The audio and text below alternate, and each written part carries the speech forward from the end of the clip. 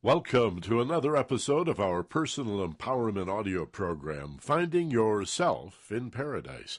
Hi, I'm Michael Benner. And I'm Steve Snyder. And our show today, we're going to talk about thinking about you.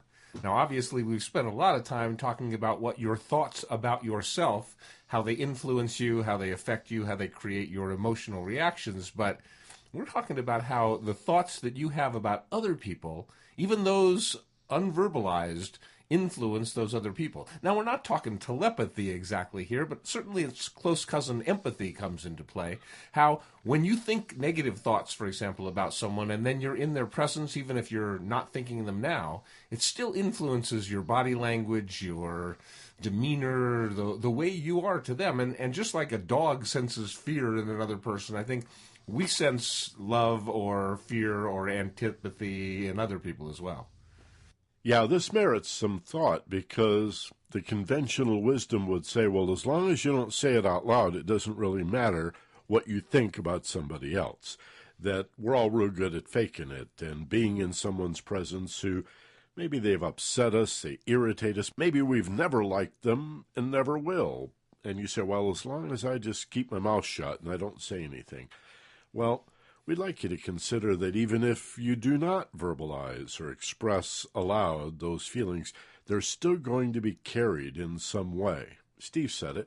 This is not necessarily telepathy, but there's more communication going on in tone of voice, in facial expression, in body positioning and movement, and the whole language of how you are with somebody that is not well studied yet. There's some amazing breakthroughs that are happening. I think probably the best word, Steve said empathy, another good word is rapport. There's a connection here that is subtle. Sensitive people know about it, but a lot of us are a little dull. It took me a long time to begin to develop my ability to even begin to sense these feelings. And I think a lot of it came from my relationship with my wife. Those times, those instances that are still growing and developing are among the first where I've really, again, I don't want to say telepathic, but empathic. Empath and empathy. Empathic and empathetic. I'll work all of that out. There is some kind of shared feeling and energy. It's like we share a presence. We share a space. Yeah, I used to think that maybe because you spent all that time sleeping with your heads real close together all night long that your brain waves intermission. I don't know. But there is something about people who are together a long time that they can finish each other's sentences, that they can tune into their feelings. We were talking about your vision isn't all that good, but from a long distance away, if your wife's upset at you, you can tell. Even if she's a blur. Yeah. Even if she's a blur, you still can tell. And, I can hear it in my wife's voice, on the telephone. And when she's especially, wonderful, good mood, you can feel that. It's not the words so much as what happens in the way you express words based on what you've been thinking about that person. Now, let's also say clearly, it's not that having negative thoughts about a person is what's going to influence them. It's embracing those negative thoughts. Because if each time you have a negative thought about somebody, you go, oh, good, I'm glad I'm getting that out of my system, then they wouldn't pick that up as a negative thought. That's a positive experience if they pick anything up at all. That because you're feeling like safer around them as an idea form, all of a sudden they'll pick that up, if anything. But it's having those negative thoughts and then embracing them, repeating them, putting importance into them and making them seem like they're the truth kind of thing. That's where you really create this whole negative, I don't know, it's a energy. It's a way you are around other people. When I was a little boy, I really loved the Davy Crockett theme. And the Walt Disney did a television series about Davy Crockett with Fess Parker. Yep. And Buddy Epson. He was Davy Crockett's sidekick. But the song and the mythology about Davy Crockett, when Kentucky was the West, right, was that he grinned down a bear when he was 3 years old. To grin down an animal is sort of part of Americana mythology. Well, what's that about? How can you grin down a junkyard dog? Well, there's this understanding that our ancestors certainly had that there was this rapport, this ability that we had to communicate with animals, and it's a two-way street. So if you're afraid of an animal, it senses the danger implicit in you being afraid of it. right? So it feels endangered as a result of experiencing your fear of it.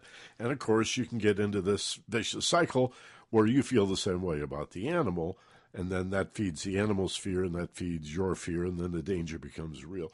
Well, we have that same thing with people, too, and we've always had it, I would argue. It's just that technology and urbanization has caused it to atrophy a little bit. We're not as good at it, maybe, as our great-great-great-grandparents were at sensing those feelings. That's probably true, but it's there, and if we go into our awareness, we'll get it. We'll know that that's there. It's part of our consciousness. We can awaken to that understanding and that energy. So the truth is that whatever thoughts and feelings you do have about another person influences them to some extent, in that it changes you and the way you are when you're with them. So what we're saying is, especially with the people you're closest to, if you have negative thoughts and feelings about them, that's good.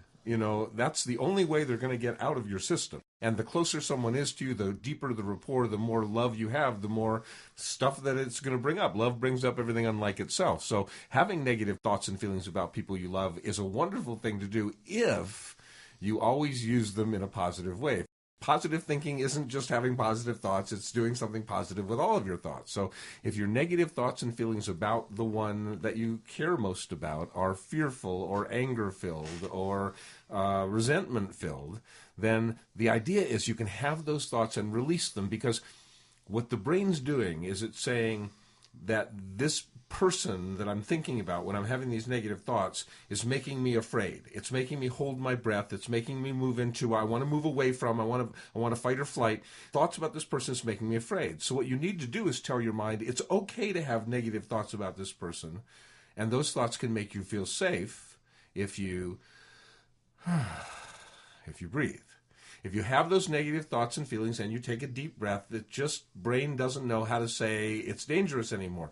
Understand what's happening here in your brain is the amygdala is shooting off because it doesn't know the difference really between true danger and things like confusion and anger and someone not doing what you want them to do or being what you want them to be. If they're not following through with everything you want them to do or be, then they're the enemy in this fight or flight mode, in this either or mentality kind of thinking. So if you take a deep breath, all of a sudden you can see lots of options, lots of choices about the way you can deal with this negative thought or feeling. But if you hold your breath and hold the negative thought or feeling, then you're imprinting that belief about that person even deeper inside your mind. It's well said. It's not the thought that has the power, it's whether we agree with it. If somebody tells you some truth, but they're a low credible person and you know they're prone to exaggeration, you don't agree with it. You make it a conditional idea that's come into your head. Well, what we're saying today is that same process happens in your own internal thinking, unexpressed aloud or verbally, still internal thinking about other people. It's not the thoughts you have about yourself or other people that have power. It's, do you agree with those internal thoughts? Or, as Steve was just telling you, are you willing to consider that your mind is going to go through all thoughts and all possibilities, permutations and combinations, especially when you're stressed, to help you be free from danger, to help you be safe? So the mind is going to consider all kinds of possibilities and feed you all kinds of thoughts. That's not who you are. This is real important psychology. Gosh, it spills into education, into development of consciousness, into personal and spiritual development. It's a real important concept that we're reminding you of. I think you probably know this stuff, but certainly could use some reminding.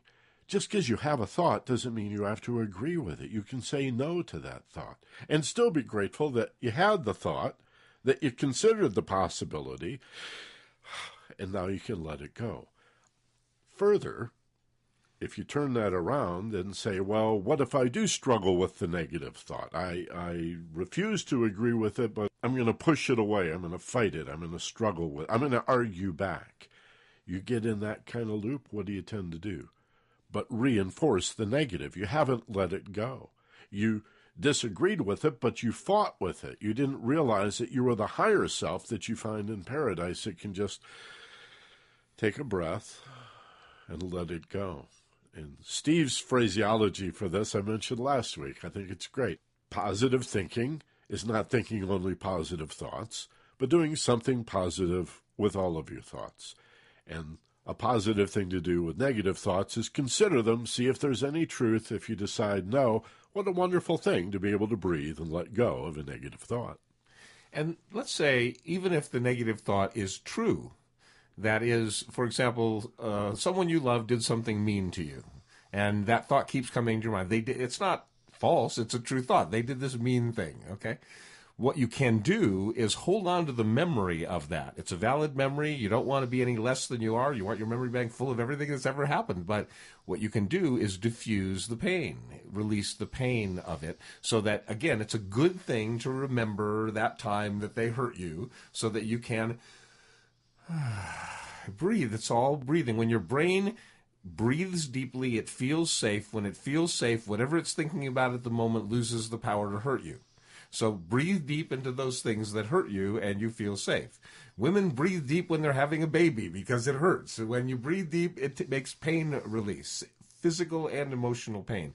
The brain is so confused when you're dealing with somebody you love that much, and they have so much power to hurt you, and so your ego is afraid of being wounded. Just like your body's afraid of actually being wounded, your ego is afraid that, like, even if they don't like me, it wounds me. You know, we're so afraid on the ego level that somebody will think a bad thought of us or do something. You know, and the truth is, there's no danger in that. It feels like lasting damage. I'll be gutted. But there's no danger in that. I'll just die. There's confusion, there's angst, but you know what? You'll survive it stronger than you were before you experienced it. It is one of the greatest things in life, in that we go through hard stuff so that we learn and get bigger and better and better. So again, you've said it so many times, life's not about avoiding problems, it's being a better problem solver. So we want to face this stuff.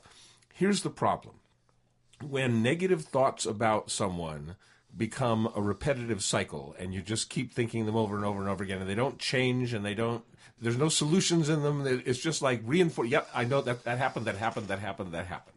That cycle is what causes the most, I think, call it empathetic damage to other people. Like, if you're going to visit someone and all you think on the way there into their presence is this time they hurt you, or this fear you have of they're going to hurt you, or what, you're bringing all this negativity. When you walk into their presence, it's the dog sensing the danger. You know, it's they're going to recoil. They're not going to feel a warm, oh, I want to be with this person energy. They're going to feel like, oh, wait a minute, that I need, for some reason, intuitively, I have a feeling I need to be in protect myself mode.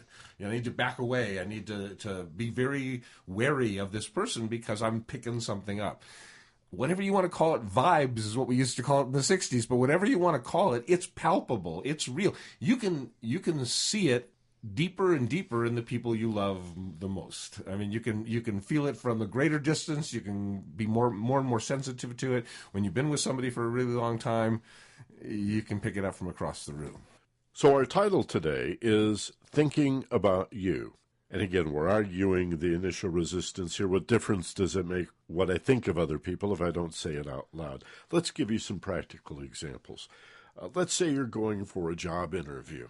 You have some anxiety about it. You're thinking negatively because that's what the brain does. All positive thinkers account for it. They don't resist it. They know negative thoughts are going to come in. I go in for the job interview. I'm going to be thinking negatively about my appearance, my fear that I don't look good, my fear that I don't appear confident, that my resume won't be impressive, my fear that I'll remember other job interviews where I felt I did poorly. Well, guess what? You carry that thought, even if you don't express any of it verbally to anybody, with you.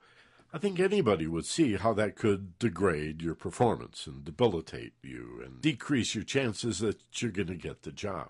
What if you, rather than resisting it or ignoring it or denying the natural negativity, you rehearsed it up front? You already, before the job interview, went to paradise thinking and reviewed all those negatives. And imagine listening and looking and feeling all of those negative feelings that are occurring to you as possibilities until you've accounted for them. You've anticipated them now. You've considered the truth, the merit, any validity that you might find in that negativity, learn what you can. You take a breath, you let go, you leave the rest behind, you open your eyes, and, oh gosh, I'll be leaving soon for the real job interview. And guess what kind of energy now you're going to carry with you? Don't you think that you're going to be much better received if you carry that, albeit subtle, but nevertheless very real positive energy, that enthusiasm, that little sparkle in your eye?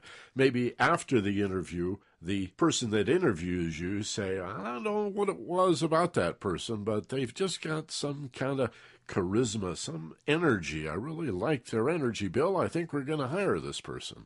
You know, there was a wonderful story I read recently in a book, Mindful Loving, about this guy goes to a therapist with a horrible marriage. I mean, the way it sounds like he's had a miserable marriage for of the 10 years, the last 8 have been miserable, the first 2 were unhappy. You know, it's like there's almost nothing about the marriage he liked. But the therapist said, the problem was every time he was about to go home, you know, from work to be with his wife, he got this dread thing. I just don't want to even go. I know I'm going to be greeted at the door, not greeted, but met at the door with all kinds of anger and all kinds of, it's just horrible. It's just getting worse and worse. So the therapist says, okay, well, let's try a little experiment. Can you remember any times when you really liked being with your wife? And he goes, well, you know, I got to go back a ways to get there. He goes, well, back in the first year, I remember 3 times, 3 special times. Well, that's enough. That's good. That's good. Therapist said, that's fine. So from now on, just on the ride home, whenever you're leaving work and heading home, whenever you have a negative thought about your wife, just take a breath and replace it with one of those 3 positive thoughts. Any one of the 3 will be fine. And just hold on to that positive thought for a little while. And if it goes away, fine. But if another negative thought about your wife comes up, do the same. Just on the ride home, just do that. See what happens. So the guy starts doing it and comes back to his next session. He goes, you know, my wife must have the bug that's going around, touch of the flu. She's not even hardly yelling at me at all in the last few days. And then a little later, the next session, he comes back and says, you know, this is the longest my wife and I have She gone. must be sick. She's not yelling at me. She must be sick. She must have that flu that's going around. She's Poor not yelling guy. at me. And then like a week or so later, he goes, well, you know, this is the longest we've gone. You know, he still hasn't put it together that it has anything to do with the exercise. And then finally, like in a couple of weeks, he goes, you know, I wonder if that has anything to do with it. And the therapist says, well, let's try this. He says, every other day for this next week, day 1, do only positive thoughts about your wife. Day 2, go back to have those negative thoughts. Day 3, positive, and alternate and see what happens. So the guy does that exercise, and he goes, wow, the first day with the positive thoughts, my wife met me at the door with smiles. The second day I got home, and she wasn't even there. She was in the back room, and we got into this instant fight. The third day, I mean, it was amazing. Like, if I was thinking positive, I don't know what it is, but it seems to work. I'm going to keep doing it. So, you know, is it telepathy? Is it empathy? Is it rapport? I don't know what it is, but what I do know is that when I approach, like I leave someplace where I've been visiting, like over here, for example, and I head home to my wife, whenever I'm moving in the direction of moving toward her, I really empower my positive thoughts about her. I mean, like I'm coming home to be with my wife. I love that feeling. And I just especially think positive stuff about her when I'm moving my proximity closer and closer and closer to her, just pushing those thoughts out ahead of me on the road. I don't know what's really happening, but what I do know is I'm noticing that it's wonderful. I'm noticing that it works really, really well. Well, I have 2 more words we could add to the mix for what it is. It's leadership. It really is leadership, because you're the one that's saying, well, I'm not going to wait for an apology. I'm going to let go of this thing and initiate a whole new set of behaviors, right? At some point, it needs to be addressed. You can't sweep everything under the rug, just let it go. If it's important, or if we can look at the deeper, more underlying motive of what's really happening in this relationship, that'll have to be addressed sooner or later. But there's still a lot of power in what we're talking about, and it is a quality of leadership to be the one to set the tone for the conversation or the encounter that's going to follow. And the other thing that I think it is a matter of expectation, the power of expectation. I mean, let me say it this way. What do we have if both people are reacting or responding to each other? We have no leader. We have nobody initiating a new behavior. You just have this odd little back and forth that spins off randomly into the future, but nobody's really taking leadership of it. But if we respond to a situation, somebody says something that another perceives as hurtful or cutting, instead of defending and reacting and saying something hurtful back, or even blaming the other person by saying, hey, that's hurtful, don't say that. We took responsibility and say, well, this feeling came out of me. Yeah, it was a response to the stimulus. It was a response to what they said, and maybe it was thoughtless or maybe not, whatever. But it hit me in such a way, so that must say more about me than the person that made the comment. And even if we can't do that in a lot of our relationships, we ought to be able to do that in the relationship, our primary relationship with our spouse. That would, it seems to me, be the safest place to learn this concept of personal responsibility. And then, again, a quality of leadership, initiating a response, either letting it go and see if it passes. Often, if it passes and that energy doesn't stay around, well, then you probably did misperceive their intention.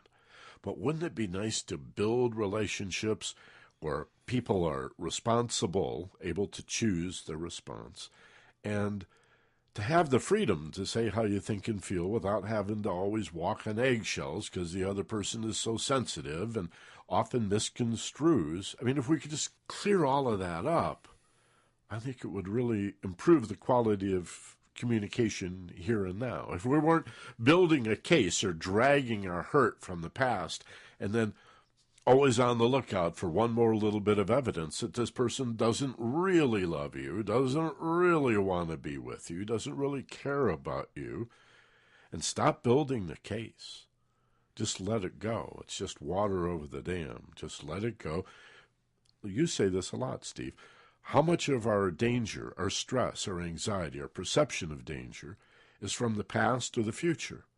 Well, all of it, except in those exceedingly rare cases where we're in some kind of clear and present danger right now. But again, this is my spouse. I mean, how much danger is there in those cases?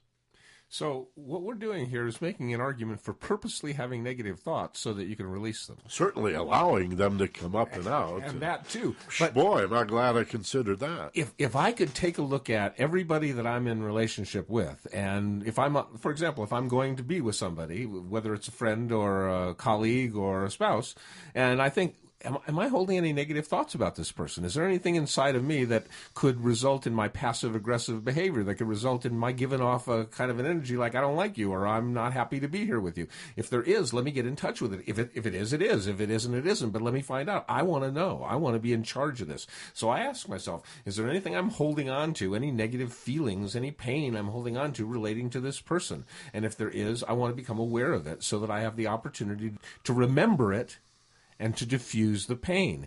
I argue there is no value in holding on to the pain of the experience that happened in the past. The memory, absolutely, but there's no value in holding on to any of the pain. The memory alone is enough to dissuade you from doing the stupid thing again or allowing the stupid thing to happen again. You don't need the pain to remind you not to do it again. The memory alone is enough. There's no value in holding on to the pain. So anytime you can dredge up a negative thought feeling about somebody, and you can breathe into it and release its power and hold on to the memory, reinforce the memory. You just remembered it, which reinforces the memory, but release its affect on you, release its power. Then the next time you're with that person, you won't be giving off that same kind of energy, and your rapport can grow deeper. Yeah, and everybody wants to hang around with somebody that's able to do that. To make the best of any kind of situation, to always look on the bright side and yet still be a realist. I have, I believe, a very good grasp on what's realistic, on what's real. And part of that is that life is what you make it. So your attitude is part of your reality. That perception is reality. A lot of people have a problem with that. They're locked into some absolute literal interpretation of reality, and they don't want to allow any wiggle room at all for subjectivity. How about both? How about reality has an objective quality? We could weigh something, we could measure it, we could agree on the color, but also I just don't care for the way that looks. I don't like that style. Somebody else says, are you kidding? That is so cool. That's so boss. I just absolutely...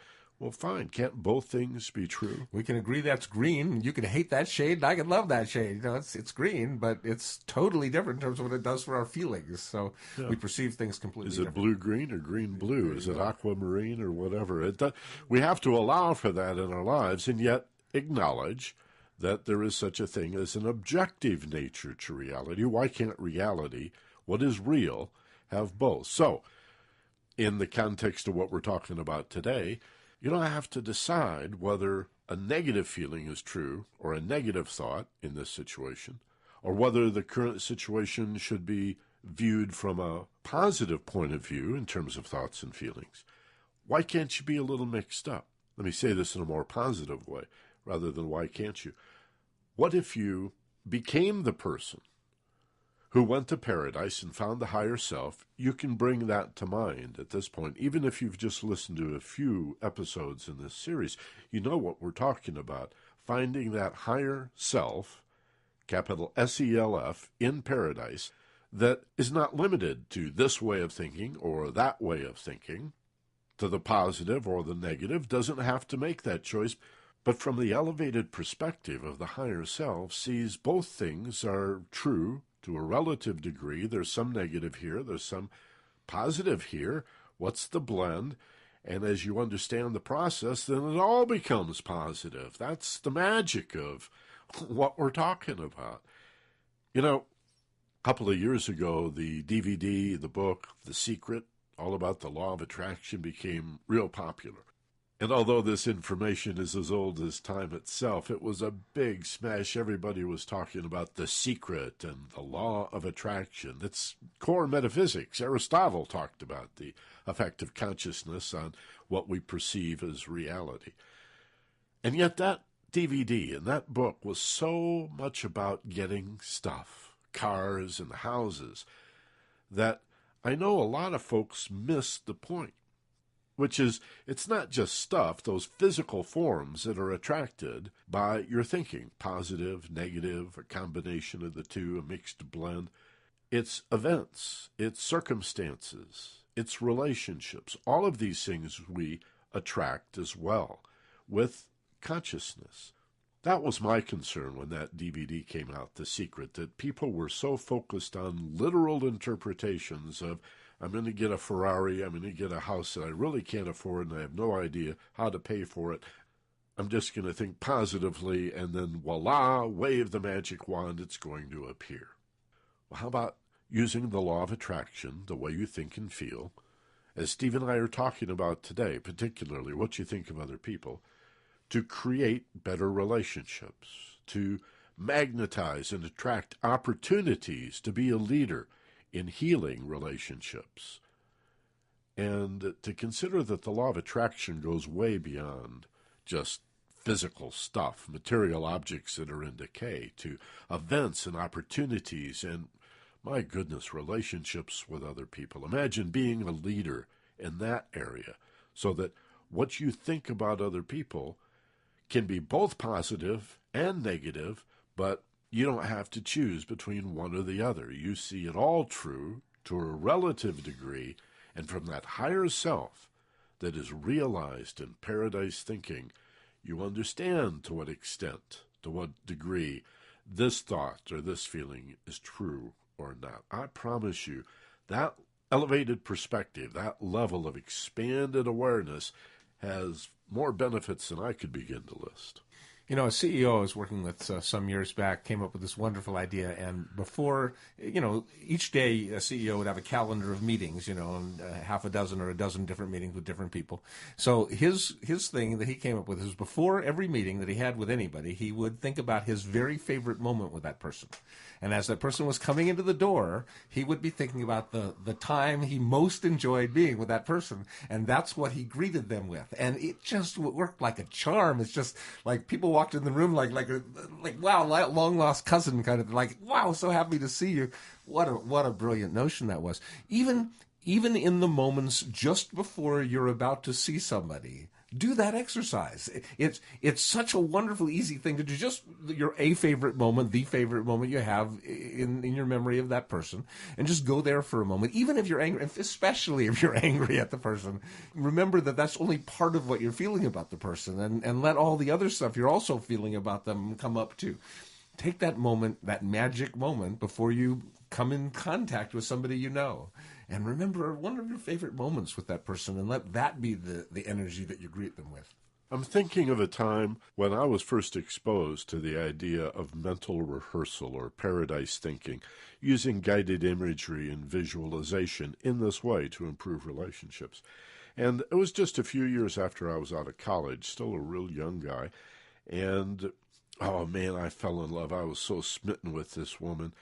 And yet we had a bunch of friends in common. So when we started dating, and I remember this one particular Friday night we were going to a house party, and all of our mutual friends were going to be there, including my girlfriend's ex. I knew he was going to be there. And of course, I'm really dreading even running into my girlfriend's ex at this party. And so I worried about it most of the afternoon. I even thought about not going, and yet I couldn't really do that. So I'm just sitting in a chair, and suddenly it occurred to me, here is an application. Here is a perfect opportunity for you to visualize a desired outcome, to use guided imagery, a mental rehearsal, what we like to call paradise thinking, to see in your mind's eye this encounter that's going to happen later in the day, and see it going as well as you could possibly imagine it going. And so I spent 3 or 4 minutes, no big deal, sitting in a chair with my eyes closed, nice and relaxed, as if I had nothing to fear. Nothing embarrassing is going to happen, and I just visualized me seeing this guy, shaking his hand, saying howdy, and a little bit of small talk, and I move on, no big encounter. But I didn't really think it was going to have that much of an impact until later that night, and Steve, it was miraculous. It was as if somehow we had prearranged the meeting and decided it was going to be friendly, and this guy was much friendlier than I ever remember him being. And how it worked, I don't know to this day. Why that works, I can't really explain it. I only know that it works, and would encourage everyone listening now to try it and see if, just like your story as well, the attitude that we bring to an encounter, whether it's a spouse or somebody you don't even like very much, right? This is love your enemy stuff. And see if by changing your attitude about them, you don't have a major positive impact on that whole relationship. Well, at least you're going to change your attitude about yourself, in that you feel more the leader now. You're taking charge. You're manifesting. You are choosing to take an active step to do something about this relationship. But understand, the result of choosing to imagine the relationship better changes you. It makes you feel more the leader, more like the active person in stepping out and doing something and taking a active role in changing the nature of the relationship. That changes how you feel about you. And as you change how you feel about you, it'll change how other people feel about you as well. So doing that, regardless of whether it actually affects the other person or not, is worth doing. But our argument is that it does affect the other person, and it affects them maybe a lot more than we know. So if you have control of this, I mean, there's really two levels of thinking, right? On some way of looking at it, you can say there are thoughts that just come, just unabided, that just pop up, and there are thoughts you purposely have. Well, the thoughts that come up unabided, that just pop into your mind, your power comes in whether you choose to hold on to them, agree with them, or breathe and release them. So you need to monitor those. That's part of being awake. Monitor those thoughts about other people that just come into your mind. And when the negative ones come up, that's fine and dandy. It's great that those negative thoughts come up, as long as you choose to release the pain. There's no value to you in holding on to the negative feeling, the negative thoughts perhaps, the memories certainly, but not the negative feelings. So understand that when those negative thoughts about other people pop up for you, it's an opportunity for you to feel less pain. It's an opportunity for you to take a deep breath and feel less pain. That's why those thoughts are coming up. It's not what they do for the other person, it's what they do for you. And when positive thoughts and feelings about other people come up, even hopeful ones, even ones that may not manifest in the future, even, happily ever after kinds of thoughts, There's no harm in embracing those. There's no harm in feeling positive about those thoughts, because what it does is it makes you happier. It shoots endorphins through your system. It makes you upbeat and positive.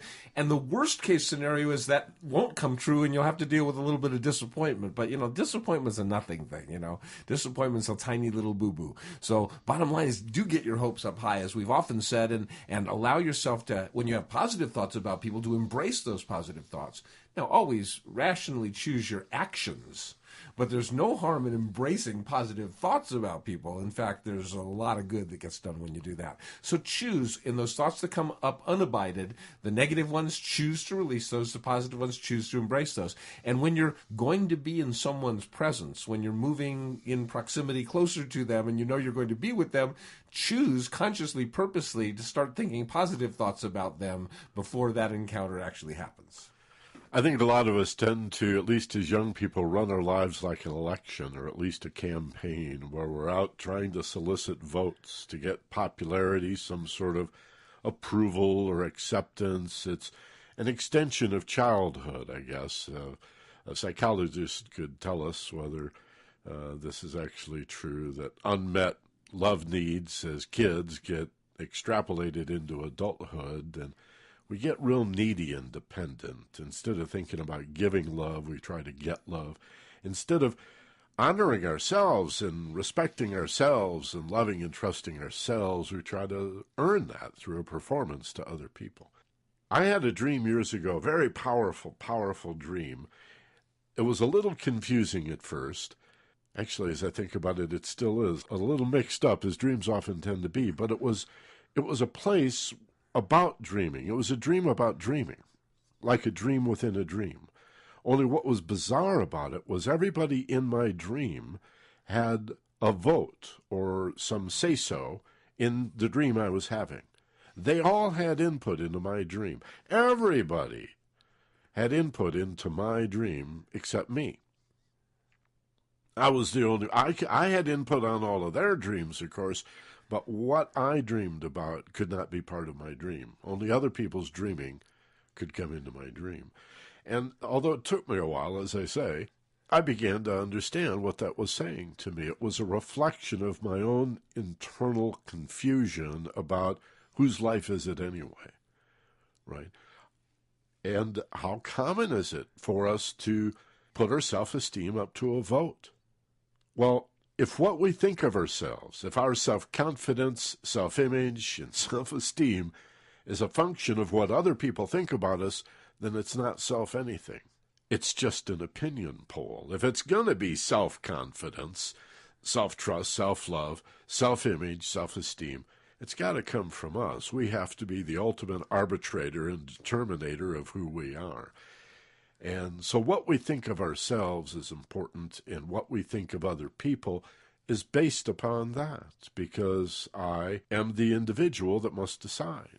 To whatever extent or degree we fail to do this, we are absolute victims of life. What happens to you, and you just have to struggle against it. The idea of planting seeds, of being the one that initiates or lives proactively, escapes too many people for their entire lives. They grow old and die, and maybe on their deathbed look back and suddenly realize, oh my God, I just realized I had a choice in all of this.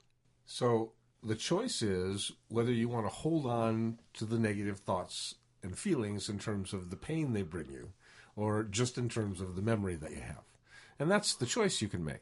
Anytime a negative thought or feeling comes up for you about another person, you have the option of choosing to hold on to the memory of that. In fact, you've just reinforced it by thinking of it, but letting go of the pain inside of you. There's no value in holding on to any pain from any past memory or any pain/fear of anything bad in the future happening. Remember the worry thought you had about something bad in the future happening so you don't go there, but the pain that it caused you, the adrenaline rush that it caused you, the fear feeling it caused you, there's no value in holding on to that.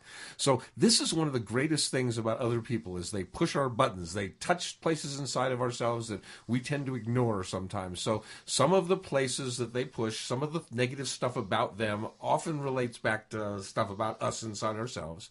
And regardless of what we figure out why or how, it's always an opportunity to remember remember the thought and let go of the pain. It's always an opportunity. Every negative thought and feeling that comes up for you about other people is an opportunity to let go of that pain, because there may be value holding on to pain about yourself in rare circumstances, but I see no value in holding on to pain about other people. No, you're exactly right. And emotional pain is just like physical pain.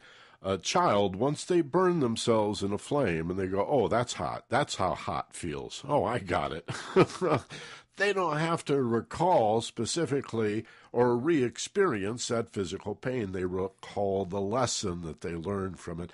And I think the same thing is true for emotional pain. We can recall the lesson without having to carry that horrible emotional pain with us into the future. Now, this is all part of saying that when you think about other people, you're the one that's doing the thinking. So it's not about what can I get from these people in terms of their acceptance of me, but now that I have some confidence in me, and I've decided I'm the chairman of the board when it comes to the company that is me, what do I think about other people? And even if I don't express it aloud, can I account for the negativity or the confusion up front, learn about it, see what it says about me as an individual, especially the emotional aspect, what the mental part of what you think and feel about another person says about them, and then account for that, and then approach them with this disparity already reconciled in your own mind, and try it. Try it with your spouse, try it with the job interview, try it with the ex, try it with anybody. These are the challenges of love your enemy, and that includes people that may not really be your enemy, just people you don't really like. So even before you endeavor to do this in the real world, let's do it inside the mind. Let's do it with an audio journey. Let's do some mental rehearsal of bringing to those encounters you're going to have in your days to come, bringing to those encounters this changing your mind, having this powerful, positive thought about these people just as you're about to encounter them, and releasing any pain. Hold the memories, but release the pain that other people and your memories about relationships with them that are still inside of you. So let's start with this the same way we always do, of course, and that's to take a really, really deep breath. The thing that makes you feel safest in the world is, again, taking a deep breath. And with your eyes closed, release. And start that paradise thinking in this place. This place of perfect peace. Release. Most people, most of the time, think of life as coming at us, as if there were a big bullseye drawn on our backs and on our bellies, and we feel like a target, like an effect or a victim of life. Right now, take a breath. Take another one. And as you exhale, just as slowly, take off the bullseye, drop the targets, and think of life emanating, radiating from you like a light or a warmth, in all directions, from the center of your being, from your heart, if you wish, or the center of your tummy, radiating out in all directions, reminding yourself that even if it feels a little uncomfortable, you have to be the chairman of the board when it comes to you. You have to be the president of your own fan club, the master of your destiny, and this is not a selfish thing unless it's followed by selfish behavior. The most philanthropic and charitable people in the world are those who know how to put themselves first. If you're going to help other people be successful, the best thing you can do is be successful, and then help others be successful. Love yourself, trust and respect yourself, so that you can give that to other people. So before you think about thinking about other people, think about the one doing the thinking. Before you wonder about what your feelings tell you about other people, feel them yourself, take ownership, and understand yourself, that you might be the higher self, the better self, the more true self that we realize, that we come to understand in paradise. And then that will be carried in your attitude, in your energy, in your charisma, into your relationships with other people. So think of other people in your life. Think of 3 that you're likely to see in the days to come. 3 names, 3 faces, 3 people you know come to mind. Imagine an encounter with the first of those people, and imagine that you bring to that encounter the feeling you have thinking about the finest moment you ever spent with that person. One of the greatest feelings you had shared with that person, the time that you had the most joy and pleasure in each other's company. Think of a special, a magic moment. And imagine bringing that moment into that encounter with that person. And then with the second person, think of that magic moment and bring that magic moment into that encounter. Feel it. A special moment, a special feeling. It's so wonderful to see you. And with the third person, you can do the same. With anyone. With anyone you are about to see, that you know you're about to see, you can bring the best moment that you've shared together into that moment with them. And when you know there's someone you're about to see and the negative thoughts and feelings emerge, you can feel them and breathe and remember them and yet release the pain, release the fear, release the anger. And although you're very clear, you recall exactly what happened perfectly in your mind, when you in the future recall it, next time you'll find that you don't feel the pain, the anger, the fear. You remember the moment, but your feelings are clear. And consider, even if you have to pretend, a relationship with someone who you don't like or who you fear doesn't like you. Maybe there's some unresolved hurt or even anger or hostility that you fear, real or imagined. Remember this exercise. And even if there's a good chance you'll never run into them again, do it for you. Sit down. Take a few slow, deep breaths and feel safe, really safe, letting go in your body. Come back here and visualize that relationship in your mind's eye and feel the feeling in your body of having resolved it. Whether you ever communicate this to the person or not is not even a consideration here. Do it for you. And you don't need to understand how this came about or what transpired to make it so. Simply go to the destination, go to the desired outcome, and imagine the two of you shaking hands or laughing or feeling good about having resolved this whole issue. You don't need to know how you pulled it off, how you did it, or what happened. And then let go of that as if it's radiating out into the world in all directions. And even if it only changed the way you felt about things and had no impact on anybody else, well, wouldn't that be enough? To be able to let go of these fears, these anxieties and worries? Don't you have enough on your mind? Here's a way to let go of that old stuff, to face it. Not in normal consciousness while you're thinking about 8 or 10 other things, but in paradise.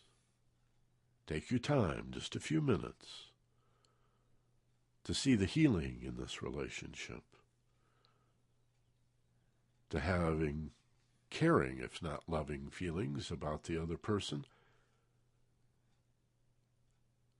and maybe even an understanding that any hostility or conflict that may have existed in the past came from the two of you being confused and maybe a little anxious, nervous, or I dare say frightened about what you don't know about the other person. It always helps to consider any negativity that seems to come from another person as a product of their fear and respond to it with compassion, remembering what you needed when you were afraid. And again, you wouldn't want to say this out loud. It would be insulting to them. You don't need to. You don't want to. But it will change you, and in many ways it will change the world when you take a few moments to account for this relationship, resolving and putting to rest once and for all any of the discord, replacing it with harmony, and feeling that rippling out into the world from the inside out, from the insight out into the world, touching every other thing. And in this way, you really can change the world. So when we talk about thinking about you, when we talk about thinking about other people, we talk about the impact that you make on other people with the thoughts that you have, even when you don't verbalize them. So here's the power that you have. The power you have is to allow yourself to feel all the feelings that you want to feel about people, to think all the thoughts you want to think about. Do not edit, do not push them back. Just know that the power is not in the thought, but in what you do with the thought. So encourage yourself to have negative thoughts and feelings about people, and breathe and release the pain. Hold on to the thought. Allow the feeling of pain to release. This is a healthy thing, and therefore you bring to the meetings you have with those people a much clearer place. And this is personal growth and development, moving into success and fulfillment, which is helping other people be more successful. Take some ownership, take some responsibility. Be a leader in initiating positive outcomes and expectations, and watch and see what happens. This doesn't have to be entirely a matter of faith. You'll see a difference, and let us know about it. Send us an email and let us know how this has changed at least one of your relationships. Now, reorient yourself to the sound of our voices. In a moment, we'll ask you to open your eyes, wide awake, alert, feeling rested and refreshed, with a full memory of this whole idea of putting yourself first as the best thing you can do for other people. Forgiving yourself so that you can forgive others. Being nice to yourself, kind to yourself, really wanting to understand yourself so that you can offer that to others, to give it away freely. Bring that with you effortlessly as you come back into the room, remembering where you are. And open your eyes now, alert, wide awake, feeling rested and refreshed and enthusiastic. Hopefully you've turned the thing around from life coming at you, take off that target, to life coming out of you. That can be a big life changer. And you'll find in the relationships you have in life, if you think about those other people, not think about them in positive ways only, but when you have negative thoughts about them, do a positive thing with those negative thoughts. Let go of the pain. And when you have positive thoughts, embrace those positive thoughts. And when you're about to be with them, bring your favorite positive thought to your mind and just see how that changes everything in that moment of encounter. I think Dale Carnegie would like this show. He's been gone for quite a while, but this is right up his alley. We talked about him a few weeks ago, how to win friends and influence people, and it's basically care about other people, be nice to them, be genuinely interested in them. You know, I love to celebrate the differences of people, but we all have the same basic needs. We want to be loved, and we want to be reassured and comforted. If somebody's mean to you and maybe you don't like them very much, you really can, from an elevated perspective, that higher self you find in paradise, see it for what it really is. Their fear. and account for it and help them to feel safe. Isn't that a nice take on what you do have to offer other people that'll benefit you and them, the greater good? Again, the only thing better than success is helping other people be more and more successful too. Hey, take your friends to FocusPassion.com. Be sure they know about these programs that you know and encourage them to forward these shows to their friends too, just like you forwarded these programs to your friends, the people that you know who most need to hear them. Look at the topics. Think of particular people when you listen to a program on this subject or that issue, and forward those programs as often as you want to as many people as you want anytime you feel like it. It's right there on your account page, your member page at FocusedPassion.com. So come visit quite often. Every time you come back, there's an audio player in case your podcast ever fouls up or your computer crashes or whatever. You can always listen to the streaming audio. You have an account at FocusedPassion.com. And come send this program to people who are coming and visiting you, so they think real positive thoughts about you when they come over. There you go. Thanks for listening, and join us next week. We have an episode for you every Wednesday. It's Finding Yourself in Paradise at FocusedPassion.com. As always, be gentle, love life, and take care of each other. For Steve Snyder, this is Michael Benner. Aloha.